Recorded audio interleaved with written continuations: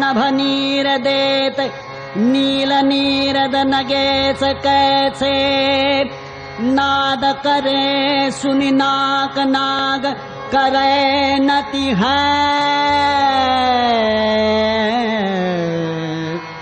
नभ नीर देत नील नीरद नगेच कैसे नभ नीर देत नील नीरद नगेच कैसे नभ नीर Namaskar everybody. This is not a condolence meeting, this is not a memorial function. Dr. Ranaday's contribution to the world of music, Indian music in its entirety, we are all well aware of that, and we need to discuss his work in a more dispassionate manner, analyze it, and I'm sure there will be more such occasions to do that. We also have eminent personalities from various spheres who have enjoyed a close rapport with Dr. Ranaday, and they will throw light on various aspects, various facets of his personality and his work. May I now request senior sitar player and guru Pandit Arvind Parikh ji to please come and share his understanding and his close rapport with Dr. Ranaday. Yes, he was certainly brilliant. But then in projecting his brilliance, he was unbelievably meticulous, logical, and at times highly radical. His convictions were not only methodical, but highly researched and impressively convincing. His clarity of thought, arising out of analytical processing of unbelievable number of musical treatises that he had digested, was articulate boldly, duly supported by well thought out justifications and reasoning. His ability to visualize subjects of his research at mega level, delving into intricacies at micro levels, he made his point of view most convincing and satisfying to all concerned, both at scholarly and even at average levels. To quote once what he said when we were traveling together by air, I said, Ashok, you are too serious a person. Laugh a little more, laugh more frequently.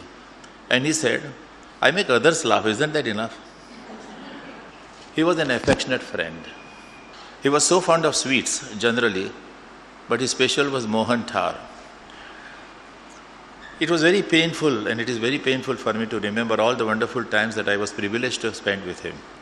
But one has to face reality, whether we like it or not. What more can I say?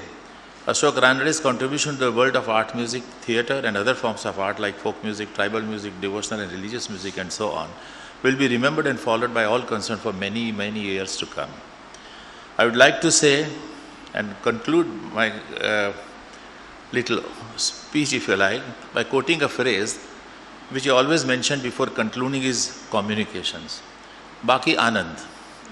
I am sure in the heavens as well he must be at peace and muttering, बाकी आनंद. रानडे गेल्यानंतर पहिल्यांदाच माझ्या असं लक्षात आलं की मी थोडासा एकाकी पडलेलो आहे. मी रानडे यांना पाहताना त्यांच्याकडे थिंकर या अर्थानं पाहतो. ते जे काही करत गेले त्याच्याबद्दल नंतर थोडंसं सांगतो. त्याच्यामध्ये त्यांची दृष्टी असायची, त्यांचा स्वतंत्र विचार असायचा, व्युत्पन्न व्यक्तिमत्व असं त्यांचं वर्णन करता येईल. नंतर आम्ही एक 19th सेंचुरी क्लब म्हणून स्थापन केला. तो 10-11 वर्ष तब्बल चालला. महिन्यातून एकदा भेटायचं आणि त्याची जी उद्दिष्ट ठरवली होती ती अशी होती की टू प्रमोट इंटरडिसिप्लिनरी रिसर्च. दुसरं होतं to have greater interaction with people working on Maharashtra outside Maharashtra. आणि तिसरं उद्दिष्ट होतं to dig out regional language sources. त्यांची एक मागणी असायची आणि ती मागणी मला आपल्याला सांगितल्याशिवाय योग्य वाटत नाही. दिल्लीमध्ये चांदणी चौकाच्या भागामध्ये एक दरिबा कलान नावाची एक गल्ली आहे. आपण त्या गल्लीच्या तोंडाशी गेलं की अत्तराचा वास येतात, तर ती सगळी अत्तरं विकणारी गल्ली आहे.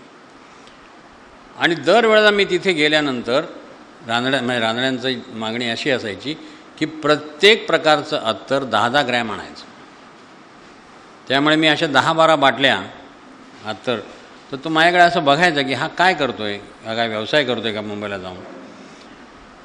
काही वेळेला आणल्यानंतर मी रानड्यानं विचारलं की हे काय करता तुम्ही त्याच्यावर. तर त्याने जे उत्तर दिलं ते किती वेगळ्या प्रकारचं होतं हे बघा तुम्ही. ते असं म्हणाले की मी माझ्यावरच प्रयोग करतो. हिना कधी लावायचं, खस कधी लावायचं हे आपल्या शास्त्रात सांगितलेलं आहे. त्या सीझनला, त्या ऋतूला मी माझ्यावरच त्या अत्तराचा प्रयोग करतो. आणि गळ्यामध्ये ह्युमिडिटीवर काही परिणाम होतो का गाताना, त्यांचं ते संशोधन पुरं झालं की नाही मला माहीत नाही, मी तरी ते वाचलेलं नाही अजून. पण अशा प्रकारचे प्रयोग ते करत असत. भारतीय बैठक का, ते पूर्वीच्या लोकांना असं उंचावर बसता आलं नाही का, त्याच्यात काहीतरी शास्त्र असलं पाहिजे असं त्यांना वाटायचं. म्हणजे परंपरेकडे पाहणारा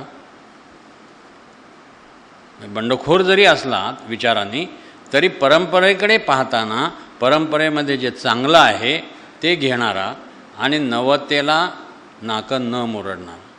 The whole world knew Dr. Ranade as a music person. He was a vocalist who had been trained in the traditional manner. He was known as a music teacher. He was the first head of the University Music Center. He wrote numerous books on Hindustani music and the aesthetics of music. He was a music researcher and an archivist, and he was a musicologist. Others have spoken about this contribution and will follow me, after me they'll speak on this. But I'll be speaking on his theatre contribution. Ranade decided that Theatre Development Center the project should be undertaken. He prepared a program which was supported and totally financed by the Ford Foundation.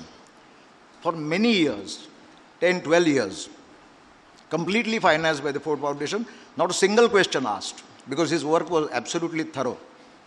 The activities were threefold.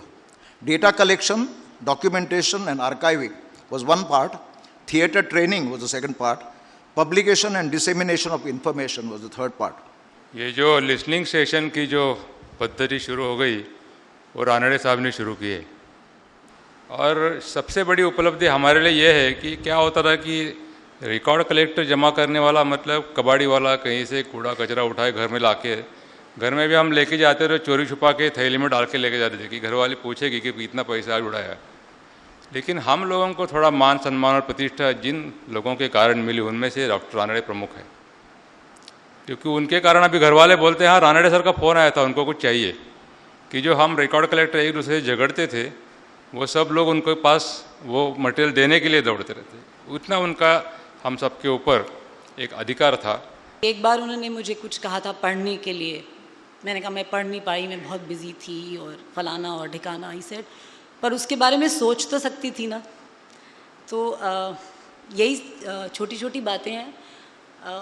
जब मुझे अंजुम ने कहा कि उनके बारे में आपको बात करनी है तो मुझे लगा कि मैं कुछ भी नहीं कह सकती, क्योंकि उनकी सारी बातें इतनी सहज, गूढ़ होते हुए भी इतनी सहज होती थीं कि आप फ़ौरन उसको जज्ब कर लेते हैं. मसलन जब हम लोग ने वॉइस कल्चर वर्कशॉप की थी तो मुझे अंत में लगा he was like a dietitian, जिन्होंने आपको बताया कि आपकी आवाज़ को ये ज़रूरत है, ये ज़रूरत नहीं है, और अपनी आवाज़ को जानिए, पहचानिए और उसके मुताबिक उसको ट्रेन करिए end keep it in gear.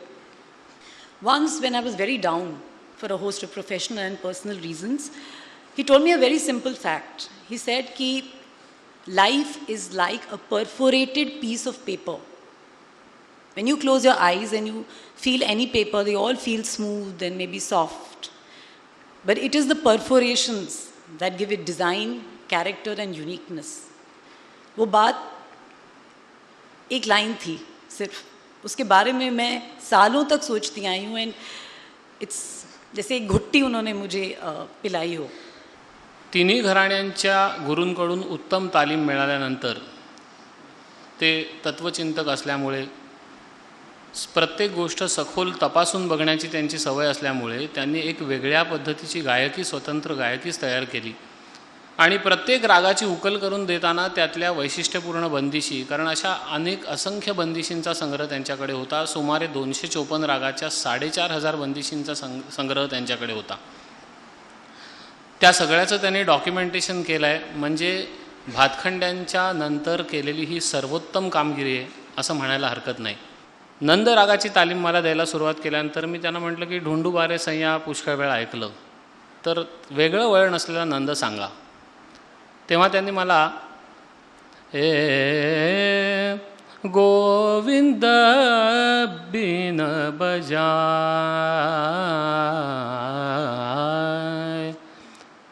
यातली पहिली फ्रेज ऐकल्यानंतरच डोळे चमकले. कारण हा विचार कुमारांच्या बंदिशींमधून ऐकला होता, तेव्हा तो नवीन वाटला होता. मी त्यांना प्रश्न विचारला, म्हटलं ही बंदिश? म्हणाले पारंपरिकच आहे.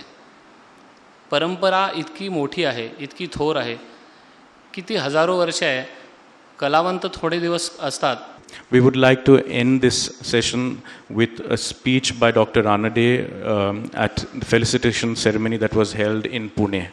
आज बरंच बोललं पाहिजे असं दिसतंय, कारण खूप लोकांनी चांगलं चांगलं माझ्याविषयी म्हटल्यामुळं मला नम्र वाटायला लागलेलं आहे भयंकर. तसं पाहता मी एवढंच म्हणेन की मला लाभलेले गुरु, माझे आईबाप, माझ्या भोवतीचं वातावरण, मला मिळालेले मित्र, सहयोगी, या सर्वांच्या इच्छांमुळे जे काही करावंसं वाटलं ते पुढेही मी करत राहणारच आहे, लोकांना आवडो नावडो. की आपण नेहमी म्हणतो की आजची पिढी, आजची तरुण पिढी, मला सारखं वाटतं की ही तरुण पिढी आमच्यापेक्षा हुशार आहे, आमच्यापेक्षा लवकर गोष्टी त्यांना समजतात, परंतु त्यांच्यापर्यंत आपल्याला मिळालेलं पोचवण्यामध्ये आपण आणि आपल्या संस्था कमी पडतो. एका ज्ञानकोशवाल्या पाश्चात्य देशातल्या मंडळीने मला विचारलं, तुमच्या आयुष्याचं सूत्र वगैरे सांगता येईल का? मी म्हटलं अगदीच सोपं आहे. काय? तर मला एका मोठ्या परंपरेतला दुवा व्हायचं आहे, एवढीच माझी महत्त्वाकांक्षा आहे. मोरवा तू मोरे आंगन में,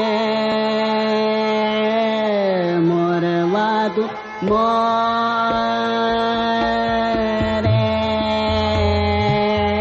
मोरवा तू मोरे